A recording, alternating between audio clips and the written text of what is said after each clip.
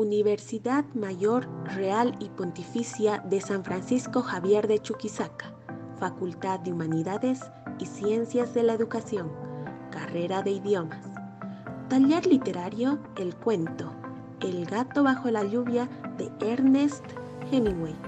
Materia, Lingüística comparada y redacción en español 2A. Docente, licenciada Silvia Peña Saavedra. Sucre, 14 de mayo de 2021. Integrantes: Claudia Aramayo, Nieves Padilla, Claudia Quispe, Catherine Solís. Punto 7. Estilo del autor, recursos literarios, figuras literarias y léxico nuevo. Estilo del autor, teoría del iceberg. Hoy vamos a describir la teoría del iceberg. Cuando un escritor o escritora se sientan a escribir, no lo hacen así porque sí. Escribir es un trabajo, es un ejercicio. Entonces, ellos van desarrollando técnicas y características de estilo en su escritura. Lo hacen tomando en cuenta qué es lo que más les gusta, qué es lo que quieren transmitir. Esta forma de escribir se denomina teoría narrativa.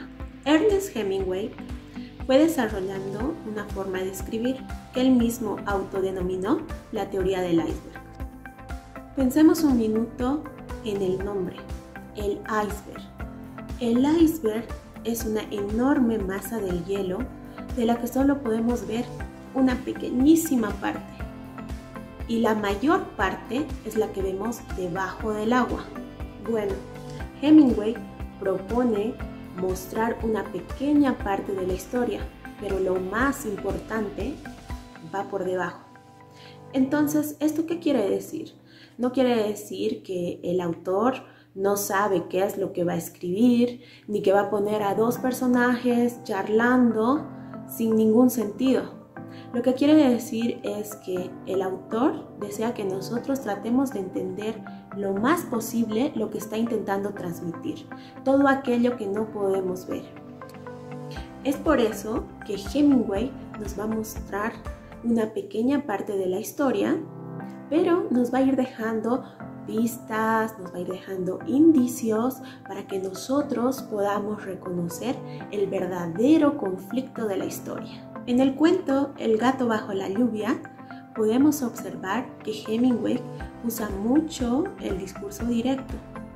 Él nos va mostrando a través del diálogo lo que va diciendo cada personaje, y esta es una manera de intervenir muy poco en la historia que encontró el narrador. El tipo de lenguaje que utiliza Hemingway, el estilo, es directo, descriptivo y denota el recurso elíptico, donde se nos muestra por una parte el deseo por el gato, que es el conflicto de la historia y que está eludido.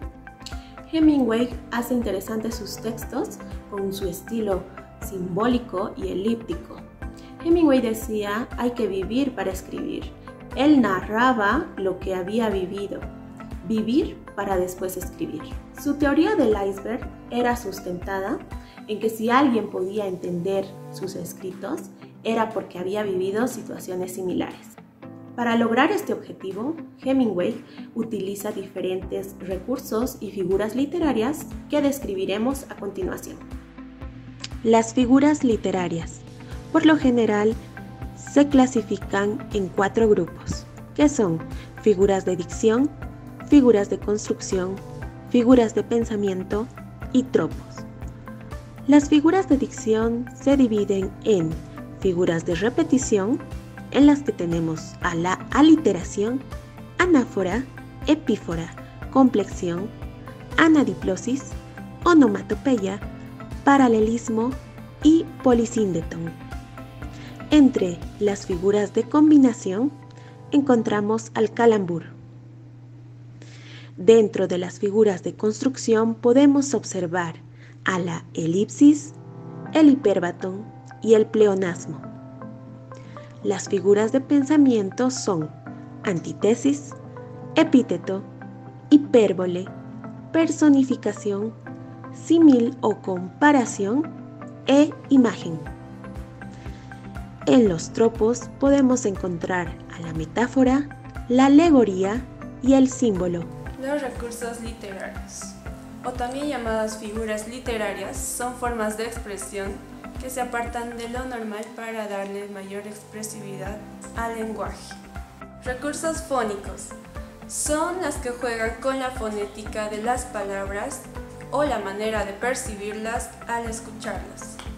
Recursos literarios morfosintácticos o gramaticales son los que consiguen evocar un mensaje más bello y destacado.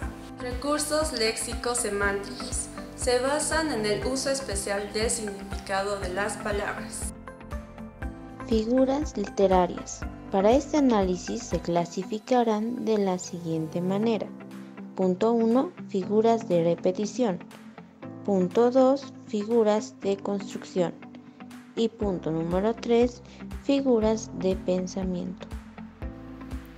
Los recursos literarios hacen referencia a los usos especiales que hacen los autores del lenguaje para poder darle más potencia expresiva a sus textos y un toque más poético y enfático.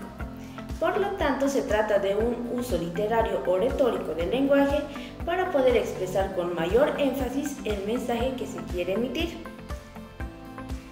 Ernest Hemingway, en el cuento El gato bajo la lluvia, utiliza los siguientes recursos literarios. Para efectos de este análisis, se encontraron las siguientes figuras literarias clasificadas de la siguiente manera. Grupo número 1, figuras de repetición, que son las que atienden a la sonoridad de las palabras. Dentro de estas se encuentra la aliteración, que es la figura fónica por excelencia y consiste en la repetición de un sonido o un grupo de sonidos en la palabra próxima. En la oración extraída del cuento, la mujer bajó y el dueño del hotel se levantó y le hizo una reverencia cuando ella pasó, tenemos las palabras bajó, levantó y pasó, los cuales tienen el mismo sonido. Anáfora, que consiste en la reiteración de una misma palabra al principio de cada verso u oración. Para el siguiente ejemplo tenemos la oración quiero un gato, donde se repite la palabra quiero y se quedó detrás del escritorio, donde se repite se quedó detrás.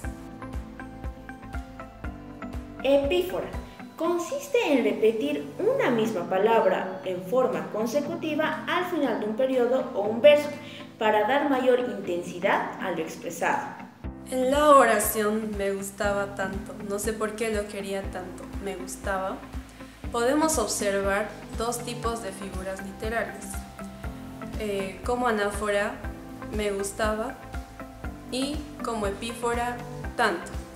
En la combinación de ambas figuras se le llama complexión. Anadiplosis.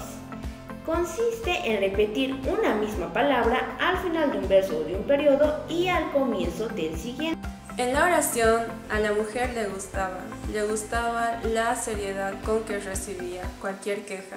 Tenemos la palabra le gustaba como una repetición dentro de un periodo de tiempo representado con una coma.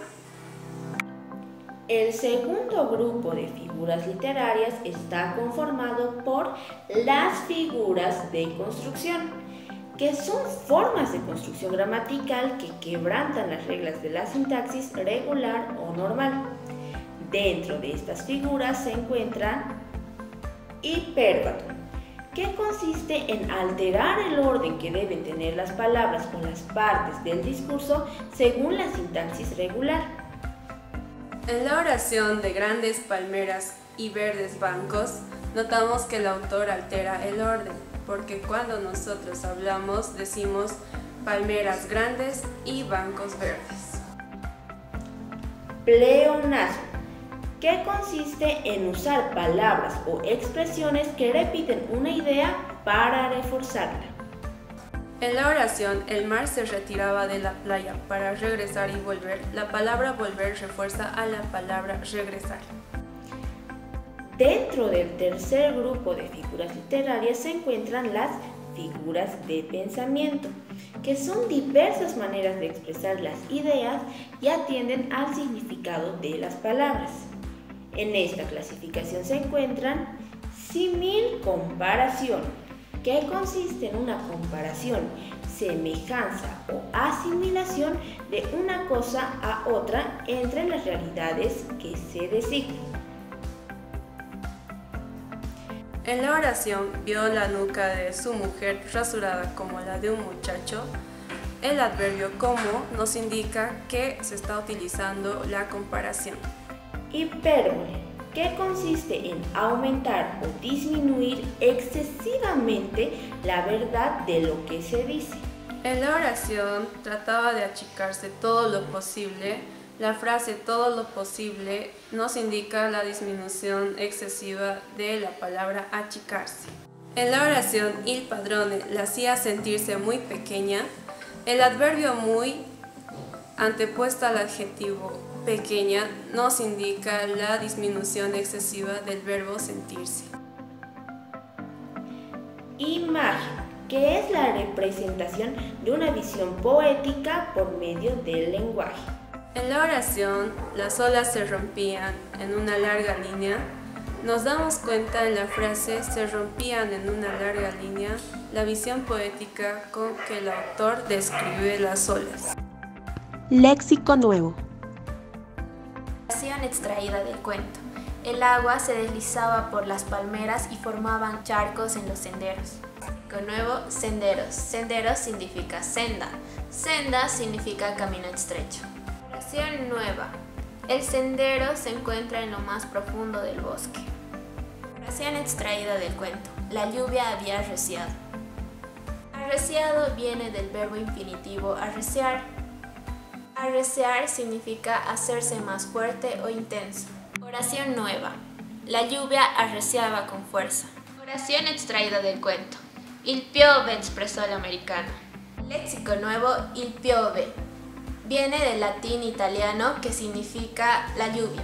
Oración nueva, amo la piove. Oración extraída del cuento. Sí, señora, brutto tempo. Léxico nuevo, brutto tempo, que viene del latín italiano que significa mal tiempo. Oración nueva, brutto tempo, bella faccia. Oración extraída del cuento. Ha perduto qualche cosa, signora. Léxico nuevo, perduto, que viene del latín italiano que significa perdió. Oración nueva. Claudia ha perduto suo gatto. Oración extraída del cuento. Il padrone le hacía sentirse muy pequeña y a la vez importante. Léxico nuevo. Il padrone, que viene del latín italiano que significa el maestro. Oración nueva. Il padrone è gentile. Oración extraída del cuento. Dijo Jorge, mirando por encima del libro Avanti. Léxico nuevo. Avanti, que viene del latín italiano que significa hacia adelante. Oración nueva.